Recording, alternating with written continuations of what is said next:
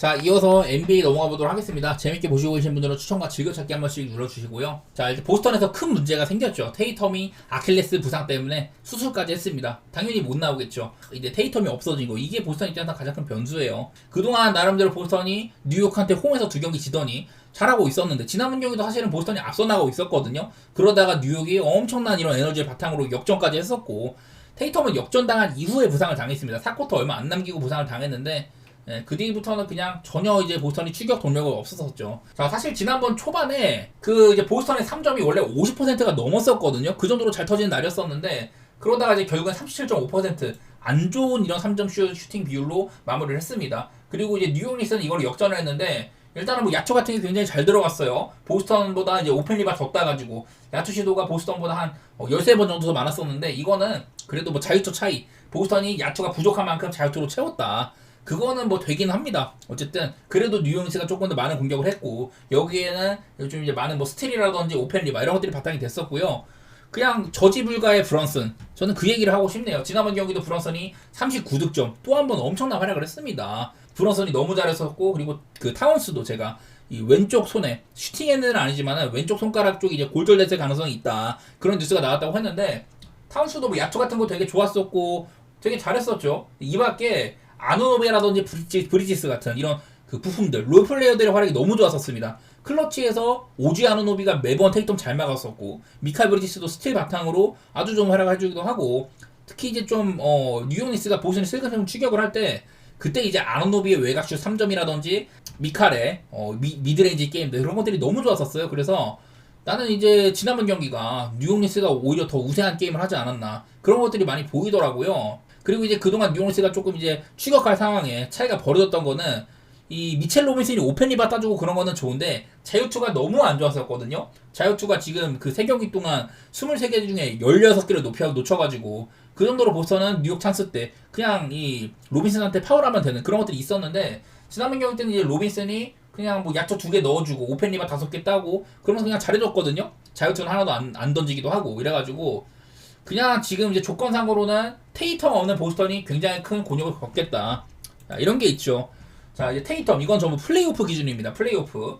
자, 이제 테이텀이 정규 시즌에는 작년이나 올해나, 작년에는 테이텀이 8번 빠져가지고 7승 1패, 올해는 여러 번 빠져가지고 보스턴이 9승 2패였거든요. 근데 그 중에 2패 중에 하나는 시즌 막바지 때 그냥 애들 다 뺀 거, 올랜도한테 개발린 경기, 그런 경기가 하나 포함이 되어 있는 거여가지고, 사실상 보스턴은 테이텀이 있든 없든 간에 승률이 상당히 잘 나오는 팀이었었어요. 하지만 지금은 뭐 테이텀이 보스턴을 지금 뭐 짊어지고 있는 그런 기둥이었는데, 여기 보면은, 자, 플레이오프에서 테이텀이 있을 때와 없을 때 넬레이팅 차이가 어마어마합니다. 테이텀이 없어지니까 거의 뭐 한 12점가량 다운되는 게 보이죠. 테이텀이 없을 때 오히려 공격은 조금 좋아진다고 하는데, 수비가 그냥 나락을 가버려요. 수비가 13점이나 다운이 되면서 테이텀이 없을 때가 오히려 좀 더 오버 게임을 한다, 뭐 이런 것들이 있는데, 어쨌든 테이텀이 없어지면 공수 양면에서 좀 공격을 많이 겪는다는 소리거든요. 그냥 넬레이팅 이 정도나 빠지니까, 12점씩이나 빠지니까.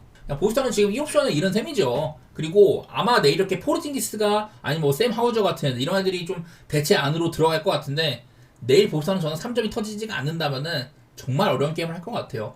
지금 시리즈 중에 5번 중에 3점이 한 2번 정도 터졌거든요. 한 경기는 그냥 50% 넘게 터지고, 지난번 경기도 솔직히 말하면 좀 터진 경기라고 봐야 되는데, 결국에는 뭐 후반에 뉴욕 닉스의 수비도 좋았었고 그런 것들 때문에 결국엔 37.5%로 마무리가 됐었죠. 그래서 내일은 보스턴이 뭐 프리차드라든지 하우저나 이런 애들의 3점이 터지는 게 아니라면은 정말 어려운 경기가 될 것 같습니다. 그만큼 뉴욕이 20점 차 지던 게임을 뒤집어내는 그런 능력도 있기도 하고, 뉴욕 닉스의 에너지라든지 그런 것들이 너무 돋보이더라고요. 클러치 가면 브런슨이 너무 잘해주는 것도 있고, 다른 애들도 그냥 제 몫을 다 합니다. 오히려 뉴욕이 지던 게임들은 아누노비가 활약이 좀 저조했다든지, 수비는 잘하는데 공격면에서 형도 해주던 만큼 못해줬다든지, 타운스도 오락가락하고 미칼도 기복이 너무 심했었고 그랬는데, 근데 지금 보스턴이 이런 뉴욕의 좀 상대가 안 될 것 같을 정도로 지금 좀 부실한 편이거든요. 시리즈 내내 지금 뭐 브라운도 어깨 탈구도 있었었고, 포르징기스가 너무 안 좋아요. 포르징기스가 지금 플레이오프에서 코트 위에 있는 동안 이런 식으로 한 4점가량 다운되는 게 보입니다. 그나마 보스턴이 아주 올랜도를 짓밟고 오고, 그나마 이제 보스턴이 쌓아놓은 게 많기 때문에 차이가 많이 안 보이는 건데, 어쨌든 포르징기스가 코트 위에 있으면 이 친구가 뭐 질병 문제도 있었었고 컨디션이 굉장히 안 좋죠. 한 4점가량 다운되는 게 보인다거나, 이렇게 좀 이제 수비면에서 특히 한 8점가량 다운되는 것도, 이런 것들이 있어가지고 저는 내일도 보스턴이 진짜 뭐 천지개벽할 그런 변화가 아니라면은 뉴욕 니스가 원정이어도 저는 올라간다는 마인드거든요.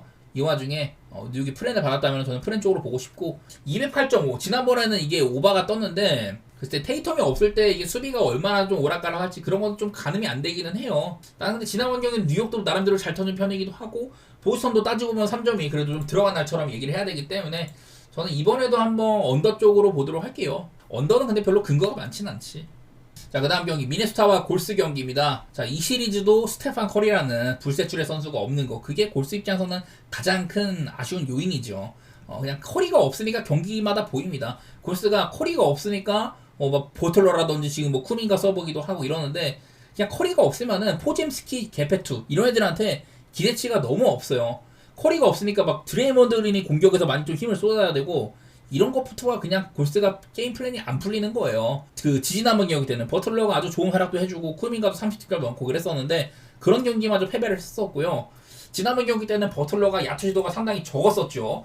지난번 경기 때 117대 110으로 골스의 홈에서도 미네소타가 승리를 했는데 그날 이제 버틀러가 야투 시도가 9개밖에 안 됐습니다. 당연하게도 3점은 안 던졌었고 야투 시도가 너무 없었어요. 그러니까 이날은 드레이먼드 그린이 가장 많은 야투 시도를 할 정도로 그리고 포지엠스키 이런 애들이 수슛을 쏴야 될 정도로 그냥 골스가 공격 문제에서 큰 곤경을 겪고 있다. 그나마 쿠민가가 이렇게 좀 해준 게 보이는데 언제까지 뭐 쿠민가도 근데 사실은 보면은 이 친구의 뭐 개인 능력이 돋보인다기보다는 골스가 그나마 좀 이제 좀 뭐 오픈 무브 같은 것들 컷인 플레이 그런 것들로 많은 것들을 좀 가져갔던 것 같아요. 쿠미가 보시다시피 이렇게 자유투가 12개 중에 11개 인사이드 플레이가 상당히 많았다 이런 것들을 얘기를 할 만한데 저는 뭐 매번 얘기를 하지만 지난번에 쿠미가가 30득점을 한 경기는 그때는 이제 고베어가 5파울 때문에 조금 이제 코트 위에 있는 시간이 짧았었고 지난번 경기 때는 이제 많이 뛰었었습니다. 그래서 고베어가 코트 위에 있으면은 미네소타는 인사이드 수비는 상당히 좋다고 할 수가 있을 것 같아요. 그리고 그뿐만 아니라 랜들이 또 한번 31득점 앤트맨 30득점 이런 식으로 해줘야 될 애들이 다 해줍니다. 매번 말하지만 지금 미네소타의 플레이오프 이번 시즌은 진짜 랜들의 재발견이에요. 랜들이 지금 net 레이팅이 30분 이상 뛴 선수들 가운데 플러스 14.9로 가장 높아요. 플레이오프 전체에서 플레이오프 전체 모든 선수를 통틀어 봐도 랜들은 돋보이는 활약을 해주고 있는 중이다.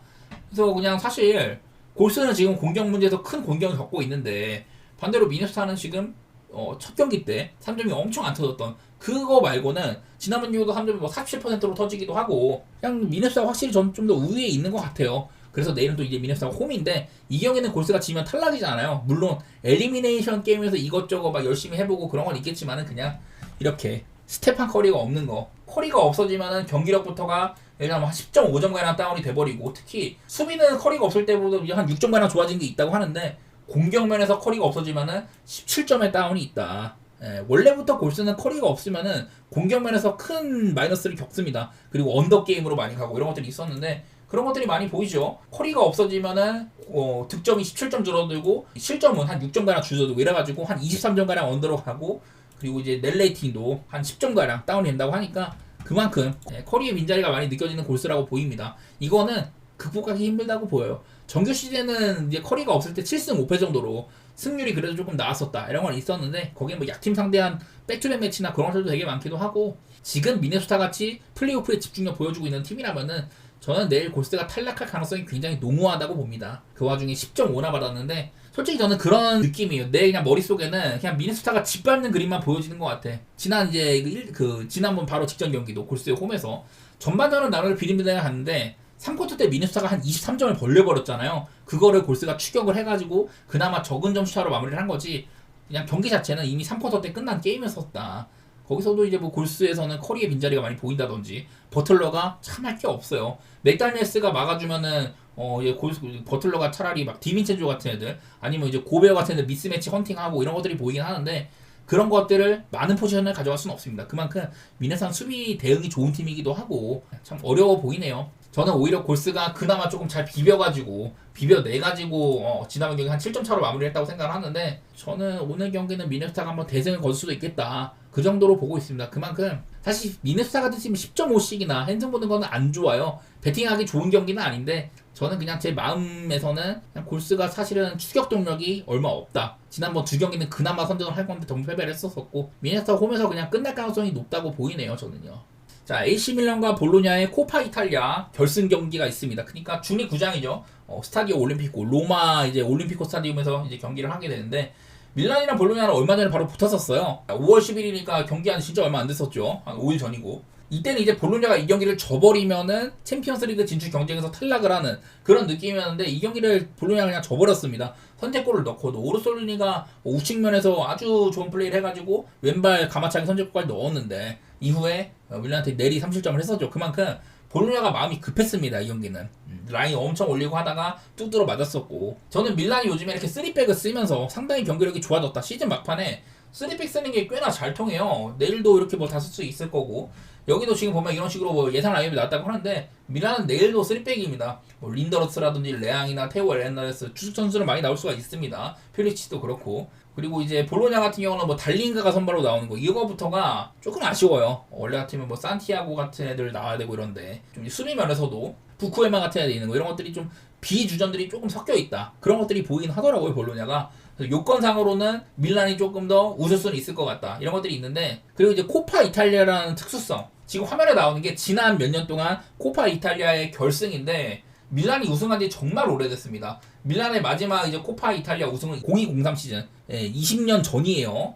이때 로마 상대로 한번 우승한 적이 있었고 이때는 홈이나 원정 2번 치렀었고요. 지금은 이제 단판으로 진행이 되죠. 밀란이 결승에 올라간 건 1718 시즌 이때가 마지막인데 그때도 유벤투스한테 졌었고 저는 그러니까 이제 밀란이 우승할 때가 한번 됐다는 그런 마인드거든요. 밀란의 코파 이탈리아 우승이 0203 시즌이다. 두 팀 모두 다 지금 올 시즌 이제 리그에서 성적이 밀란이 8등, 볼로냐가 7등이어서 얘네들은 지금 이대로 흐르면 아마 유럽 대항전에 못 가거든요. 어쨌든 간에 그래도 유럽 대항전에 나간다면은 그거 하나만으로도 이런 뭐 매치데이 수익이 발생을 하고 중계권료도 발생을 하고 이러기 때문에 분명히 재정적으로는 보탬이 됩니다.